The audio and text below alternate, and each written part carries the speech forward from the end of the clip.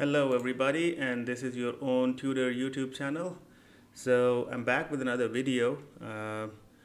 This one is about choosing the right province and choosing the right university. Now, I'm not going to specifically recommend universities, but what I'm going to do is that I'm going to impart some basic knowledge, things that you need to consider.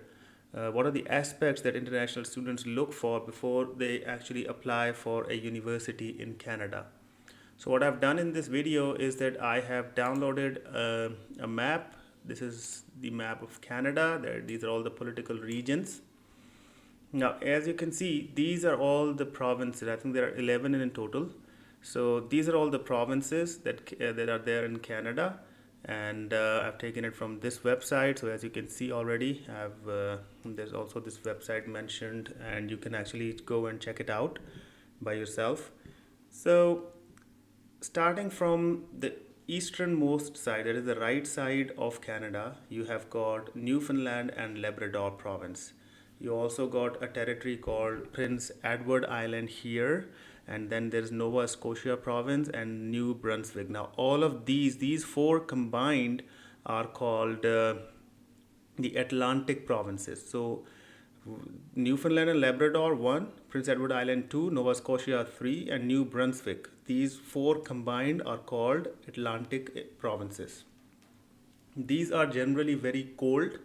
These are not very developed, and these touch the Atlantic Ocean. So, for example, if you are a student who is coming to Canada, you might need to land in Montreal, that is in Quebec province, or maybe in Toronto, that is in Ontario, and then you need to take another flight all the way towards St. John's or any other city that's there in the Atlantic provinces. So there are very limited direct flights to the Atlantic provinces.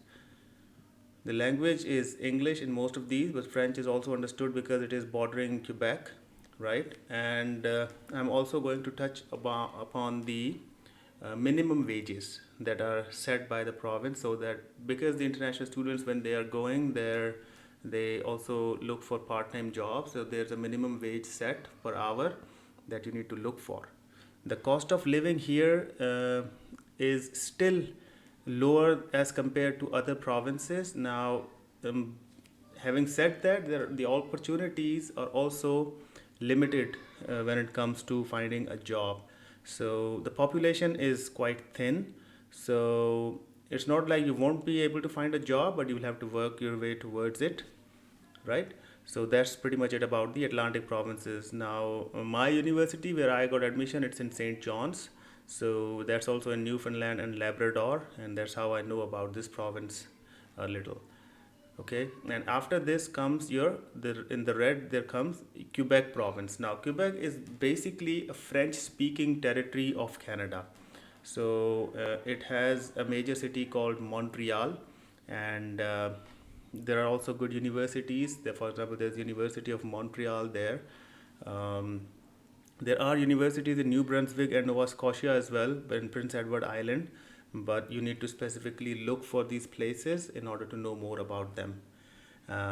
Quebec, if you know a bit of French or are interested in learning French, then this could be a good province for you. It is comparatively cheaper, but the cost of living is a bit higher as compared to Newfoundland and all the Atlantic provinces.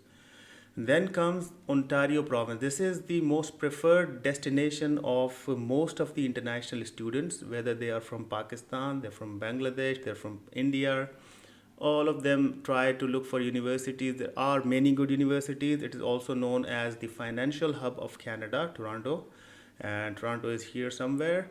And there are suburbs like Mississauga and others, Oakville and others, Kitchener. These are the areas that surround Toronto, and people, and especially what they call the Desi community that lives there. And the cost of living in Ontario is really high. The weather is really cold as well. It's a bit harsh, and the weather of Atlantic provinces is also very harsh. So Canada overall, it generally has a very harsh winter in most of the regions. But as you move from eastern side to the western side of Canada, the weather starts to become a bit milder, but not that the snow is not there, maybe in British Columbia, it's one of the provinces which sees the most sunlight. That's at least what my research suggests. So if you've got any other info about these regions, you feel free to comment in the comments section below and let people know. All right, then comes another province. This is Manitoba. The cost of living here is comparatively cheaper. I would rate British Columbia as the province that has the highest cost of living, followed by Ontario, and then Alberta and Quebec. And after that, the cost of living is lower in Manitoba and Saskatchewan.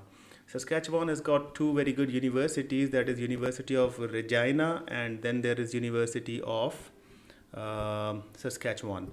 Now, these two universities, international students mostly avoid them because of the high cost, or sorry, high because of the harsh weather. And but I think you should explore as an international student. You should explore these universities because these offer value for money, and these are comparatively a lot cheaper than many of the universities that you would find in, for example, in British Columbia, Alberta, and Ontario. After that comes Alberta province. This is one of the most beautiful provinces. My brother actually lives there. He lives in Calgary, and there's University of Calgary as well. It is one of the finest universities in Canada. It is a bit on the expensive side, but still, I think it is a wonderful university. And after that, there's University of Alberta. Okay, so you need to look for that if you are interested in this region. So these are the two universities that I would recommend you checking for.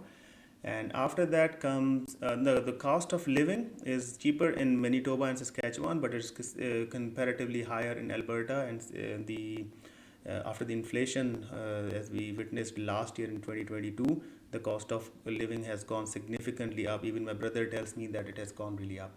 And then there is British Columbia. In terms of weather, this is one of the most wonderful provinces in Canada. It is the most beautiful as well, easily can be classified as the most beautiful province. And but this is really expensive. The city of Vancouver is extremely expensive. The cost of living is quite high. The wages are not that high, but still, if you can afford and if you can manage, it is a wonderful province to be in. Now, the above three provinces, Yukon Territory, Northwestern Territory, and Nunavut Territory, I don't really know much about them because I have not really explored them much. I haven't seen their universities or their immigration programs, so feel free to check out yourselves. But considering the fact that these are in the northern part of Canada, I think these would be extremely cold and the population would be very less. So feel free to explore that. But most of the universities would lie between British Columbia and Newfoundland and Labrador. Most of the universities, the list of universities in Canada that you want to check out would be in one of these provinces. All right, so now since this gives you a general idea about what to look for when you are choosing a university in Canada, let's have a look at some of the minimum wages that are applicable. Now, these figures might be old, but you can check out the latest figures. Minimum hourly wage rates as of January 2023, it says. So I think these are latest. So it's $13.70 in Newfoundland and Labrador, 14.0 in Prince Edward Island. So there's not much of a difference. It's somewhere between $13 and $14. Now in Quebec, it's 14.25. In Ontario, it is high, 15.5. And in Manitoba, it's again 13.5. Saskatchewan is the lowest amongst all, that is $13. Alberta gives you 15 and British Columbia gives you 15.65. Now the cost of living is higher, and these are the highest giving minimum wage giving province is Nunavut, and I haven't explored that much. So if you know anything about these three provinces, do let me know in your comments below, right? So this is the general idea that you should have. For example, if you find a really good job and you are able to do it for like 5 to 8 hours per day, you can make your calculations based on this data, and then you can calculate your cost of living. I will be coming up with more videos about how to manage your living expenses, since I have not moved there, so I don't know much, but I have done a thorough research, and since my brother tells me a lot of things, so I would be able to give you guys a general idea as much as I can. And that's what the motive of this channel is, to help as many people as I can. So that's it. I think that's pretty much it for this lecture. I will see you in the next video. Bye bye.